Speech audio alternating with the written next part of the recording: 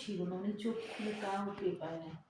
তাহলে এই এটা এটা দ্বারাই তো বোঝা গেছে যে আল্লাহ তো ঠিকই ওনার বিচারটা করবে।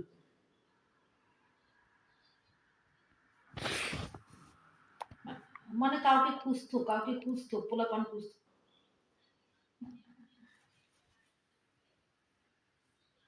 হুম, বুঝতে পারছি। আপু মানে সেটাই বললাম, দেখো ওনার সেই সময় ওনার ভিতর থেকে জানা হয়ে গেছে, ইস আমি যদি সবাই একটু দেখতে পারতাম, একটু রবিন মানে পরিবারের মেয়েরে ছেলেরে সবাইকে তো সে সময় তো মানুষ চায় সবাইকে একটু দেখতে। এটাই বললাম যে আসলে মানুষকে ইমানের জোরটা খুব দরকার। এই যে আমি মনে করি আমার আব্বু আম্মু যেভাবেই মারা গেছে, মারা গেছে হয়তো বা ওনাদের আমরা বলি এত আগে মারা যাবে, এটা ভুল কথা। ওনাদের হায়াত এটাই, এই দুনিয়াতে ওনারা এইটুকুই হায়াত নিয়ে আসছিল। ওনারা ওনাদের সবটা ভোগ করেই ওনারা গেছে।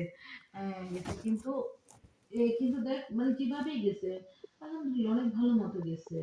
না কোনো কষ্ট পাইছে, না ছেলে মেয়েদের দ্বারা অবহেলা পাইছে। আমার মা আমাদের তিন বোনের হাতের উপর দিয়ে মারা গেছে। তিন বোনে ওনার চোখের সামনে দেখছে সবকিছু মানে আব্বু মারা গেছে যখন তখনও সবার সেবা যত্ন পায় মারা গেছে। যে আঙ্কেল মারা গেছে নামাজ পড়ে এসে কত সুন্দর করে মারা গেছে। এই জিনিসগুলো যখন তুই ভাববি না তখনই মনে করবি যে আসলে ভালো মানুষের মানে একটা ভালো মানুষ মানে ওনাদের ওনাদের যে ওনাদের মৃত্যুটা আল্লাহ কত সুন্দর করে। Don't forget to subscribe. আমাদের